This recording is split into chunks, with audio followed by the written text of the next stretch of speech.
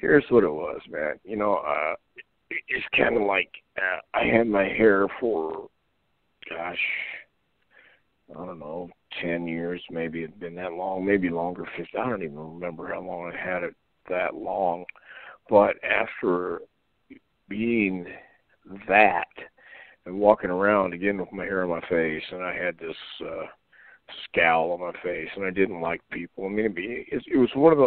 I don't think it was one of those things where you turn into your character, but I was.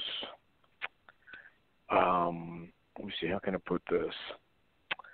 I was sailing the ocean for about 35 years, and all of a sudden somebody wanted me to come on dry land.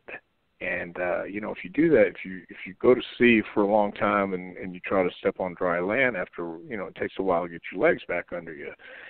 That's kind of how it was when I cut my hair. I'd had that hair for so long. It was like a shield. It was like my flag against society, or whatever you want to call it. And now I don't have that flag to wave, or I don't have that flag to hide behind. I had to be exposed to the world. And I wasn't very friendly to the world, and the world wasn't very friendly to me, but I couldn't hide my eyes. I couldn't hide my scowl. I couldn't look down. Everybody could see me in plain sight. And that was that's the metaphor I can use. It's like being at sea for so long, and all of a sudden you have to come into shore and walk like you're on steady ground. Well, it's not so easy, man, because I've kind of been, weathered storms and sunny days, cloudy days, and things like that. And now it's all gone. I have no shelter. That's what it was like. I felt naked. Not that I wouldn't. Hey, listen, man. No. Let me say this. Not that I wouldn't have minded walking around naked, man. But at the same time, I would have had my hair. So. That was very poetic, the way you kind of put that. That was well said. Well, I got a lot more where that came from. Yeah. Now, the Bodydonnas character, the gimmick with Candido as Skip and obviously Sonny as the manager. Did you enjoy that character? Did you, like we were kind of saying, some of the over-the-top characters, did you enjoy playing that one? Not a bit. Not 1 second. No. Did not enjoy it. I hated every minute of it. I really, really did. I love Chris Candido.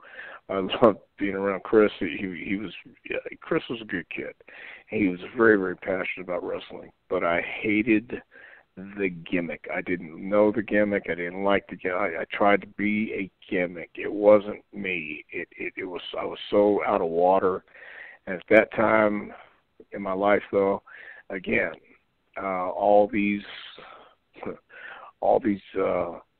issues were adding up, if you will. And I just got to the point where it was a job. And when you look at professional wrestling as a job, it's going to suck, because there's other things that, the mats, the rings were so hard back then, too. They hadn't switched the rings yet. They didn't switch the rings in WWE until after we started training guys in the warehouse in Stanford. And I was taking all the bumps, even more so than when I was wrestling. And I told my brother and Vince, man, we got to find a way. We finally made the rings like they were in the South, where they had some give. But anyway, I hated being a Bodydonna. It wasn't me. I didn't know how to be that Bodydonna to make it work. And then when they wanted to take away Sonny and give us Cloudy, Vince told us at a meeting at Madison Square Garden, of all places, and Candido said, "That's the stupidest thing I've ever heard." And I thought, oh, geez, don't say anything. But it was the stupidest thing I ever heard, and I should have spoke up too. But they didn't care. We were pretty well screwed anyway. So it was a terrible gimmick. It was a suck gimmick. It was a drizzling suck-ass gimmick. Terrible. So, no. Thanks for asking. Yeah. Good thing I didn't mention Dr. X and the bracket. No, whoa. Dr. X was okay, man, because I didn't mind going out there losing under a mask. I didn't mind going out there losing to anybody anyway, but that wasn't as bad as being a Bodydonna. Just didn't like it. Did not care for it. Did you? Hey, but we were tag team champions, right? Yeah.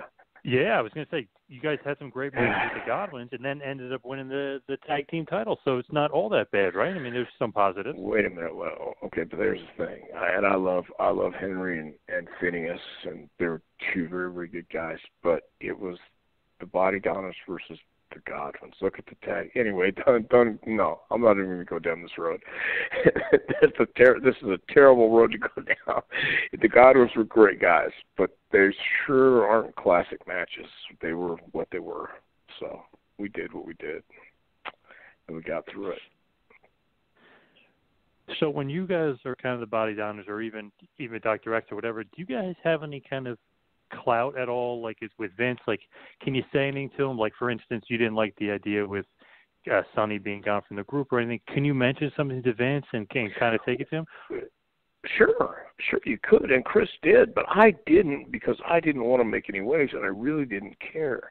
Back then, I didn't care, but you get, again, I'm, talking about these issues and dark clouds and thunderstorms that were in my life, at that time. I had, I was not paying attention to what I needed to pay attention to, and all these other distractions were extremely distracting, and that's my fault. So looking back on it, I sabotaged a lot of things I should have just paid more attention to and really took more seriously. But sure, we could have said anything to Vince. We weren't. I don't think we were muted or held down or anything like that. If anybody, I held myself down. And I regret a lot of things I did. I regret a lot of things I didn't do. But the only way I can survive is by remembering something that he didn't originate it, but the American Dream told me one time. He said, "Yesterday is dead, tomorrow's blind. You can just live one day at a time." So that's how I have to look at it right now, man. I think Willie Nelson wrote that in a song, but the American Dream told me that. He said, "Just keep this in mind, kid. Yesterday is dead, tomorrow's blind. You can just live one day at a time." I said, "I'm going to steal that." He said, "Please do."